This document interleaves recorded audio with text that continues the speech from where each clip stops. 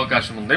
ఇశ్రాయేల్ ప్రజలు ఐగుప్తులో నుండి వారు కనానులోనికి బయలుదేరినప్పుడు వారిని ఆశీర్వదించడానికి పిలువబడిన మనం ధనాశ అనేది ఆత్మీయ జీవితంలో గుడ్డితనాన్ని కలగేస్తుంది.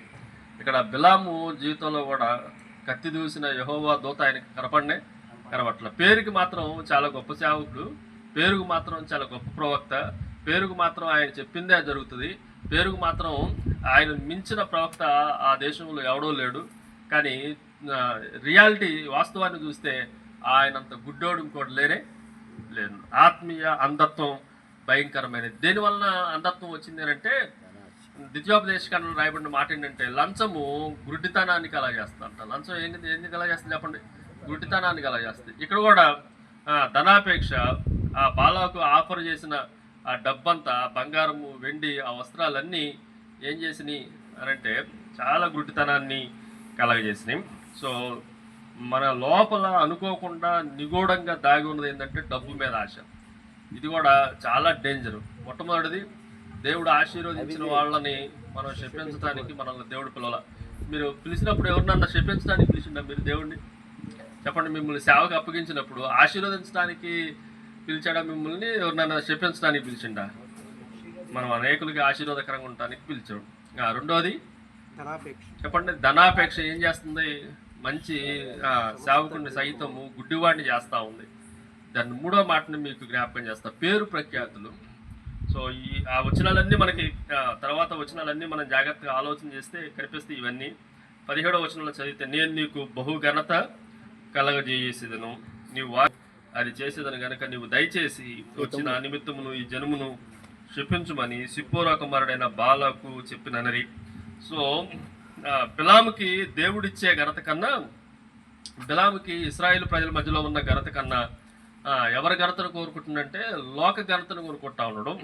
బాలాకిచ్చే ఘనతను కోరుకుంటా ఉన్నాడు. కొంతమందికి దేవుడు ఎంత ఘనత ఇచ్చినా అసలు నువ్వు శపించేవాడు శపించబడతాడు, నువ్వు ఆశీర్వదించేవాడు ఆశీర్వదించబడతాడు, నీకు మించిన వాడు లేడు అనంటే అసలు ఘనత ఉన్నట్ట ఘనత లేనట్ట? రాజు ఒక వ్యక్తిని, ఒక సేవకుడిని పిలిచాడంటే ఘనత ఉన్నట్ట ఘనత లేనట్ట? రాజు పిలిచాడంటేనే ఘనత ఉన్నట్టు. మళ్ళీ బహుఘనతను కలగజేస్తానంటే పేరు ప్రఖ్యాతుల కోసం, దేనికోసం అనంటే ధనం కోసం ఒకవైపు అయితే, రెండోది కేవలం ధనం కోసం మాత్రమే కాదు, ఏంటంటే బహుఘనత, పేరు ప్రఖ్యాతుల కోసం ఆయన ఈ శాపగ్రస్తమైన మాటలు మాట్లాడటానికి బయలుదేరినట్లుగా దేవుని వాక్యంలో నుండి ఆలోచన చేయొచ్చు. ఎన్ని మాటలు చెప్పానండి? మొట్టమొదటిది శపించటం అనేది పెద్ద నేరం. రెండోది ధనాపేక్ష మరొక గొప్ప భయంకరమైన నేరం. దాని మూడోది పేరు ప్రఖ్యాతులు, బహుఘనత నేను కలగజేసేదను అని చెప్పటం మరొకటి.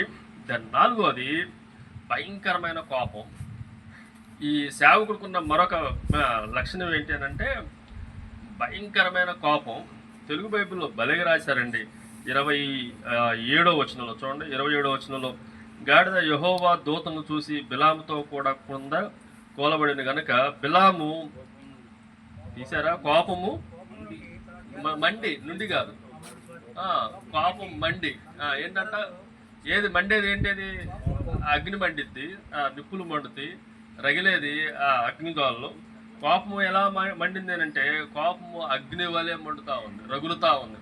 సో మనం జాగ్రత్తగా ఆలోచన చేస్తే దేవుని కోపము మనల్ని ఎప్పుడూ ఆశీర్వాదకరంగా ఉంచదు. అసలు మనుషులు ఎంత కోపపడితే ఏమొస్తుంది మనకి? దేవుడు కోపపడితే చెప్పండి, బిలాము మీద దేవుడు కోపపడితే, దేవుడు కనికరం చూపించింది కనుక బిలాము బ్రతికాడు. కానీ దేవుడే కోపపడితే బిలాము ఏమైపోయేవాడు? దేనికి పనికిరాని వాడైపోయాడు. సో యాకోబు రాసిన పత్రికలో ఉన్నట్లుగా మానవుని కోపము దేవుని నీతిని నెరవేర్చదు. కొంతమందికి కోపం ముక్కు మీద కోపం, ఒకవాడికి ఇంకెక్కడ ఉంటుందో కోపం. వీడికి ఏమైందంట, బిలాంకి కోపం మండిందంట. మండితే ఎవరికి మండిద్ది?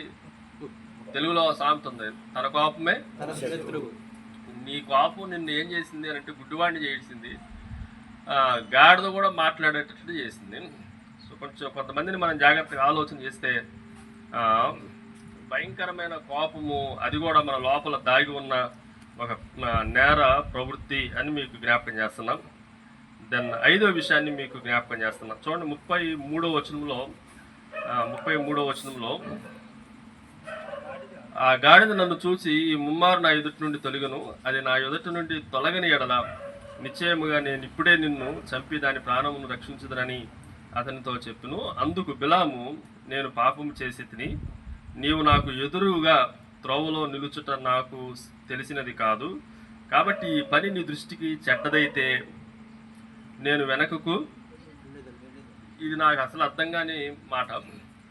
ఇంత చెప్పిన తర్వాత కూడా మళ్ళీ ఏం చెబుతుంది ఈ అయ్యగారు దేవుని దూతతో, నేను చేసే పని చెడ్డదే